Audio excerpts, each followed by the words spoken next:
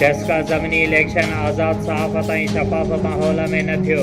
दस्का जे ज़मीनी इलेक्शन जे मुतालिक़ इलेक्शन कमीशन जी तहक़ीक़ाती रिपोर्ट जारी कई वई। रिपोर्ट जे मुताबिक़ deputy director colleges Mohammad Iqbal election अमल में हेराफेरीअ जे प्रिज़ाइडिंग ऑफिसरनि खे वोट अमल सुस्त करण ऐं 25% खां वधीक न थियण जी हिदायत कई।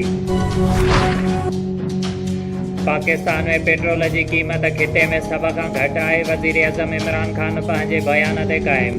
अटक में ख़िताब कंदे चयो त भारत में पेट्रोल $250 लीटर आहे। 3 महीननि में तेल की क़ीमत $45 मां $85 थी वई आहे।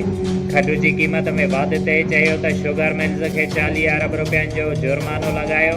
उन जुलाई खां इस्ते ऑर्डर वरितो आहे। हुकूमत कुझु नथी करे सघे।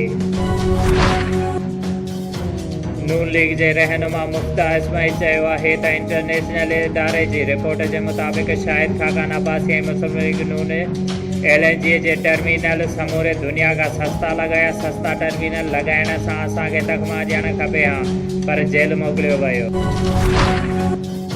डिस्ट्रिक्ट नौशहर फेरोज़ के प्राइमरी स्कूल में सुबुह 10 वॻे छोकरी फातिमा हाले पोटरो के हलंदड़ क्लास दौरान छित जा चापड़ किरण सबब ज़ख़्मी थी पई ऐं उन सां गॾोगॾु उस्ताद पिणु ज़ख़्मी थियो आहे। सूबाई सलाहकार मंज़ूर वसाण नवाबशाह में पीपी अॻवान असदुल्ला चन्ना सां संदसि चाचे जी वफ़ात ते ताज़ियत कई।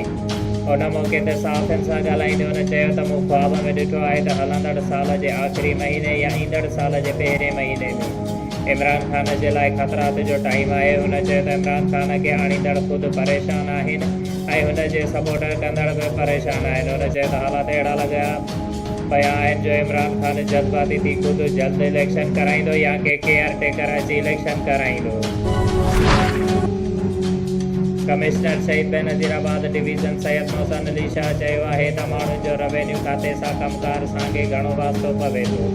उन करे रेवेन्यू खाते जा मुलाज़िम अवाम जे मसइलनि खे हल करण लाइ पंहिंजूं ज़िम्मेवारियूं नेक नियती ऐं ईमानदारीअ सां अदा कनि। अहिड़नि ख़्यालनि जो इज़हार हुन अॼु कमिश्नर ऑफिस में डिपार्टमेंटल प्रमोशन कमेटी फॉर ज़रिए ज़िले सांगड़ जे रेवेन्यू खाते जे जूनियर क्लार्कनि जो सीनियर क्लार्कनि ऐं तपेदारनि जो सुपरवाइज़रनि तपेदारनि तौरु प्रमोशन जा ऑर्डर विराइण वारी तक़रीब खे ख़िताब कंदे कयो।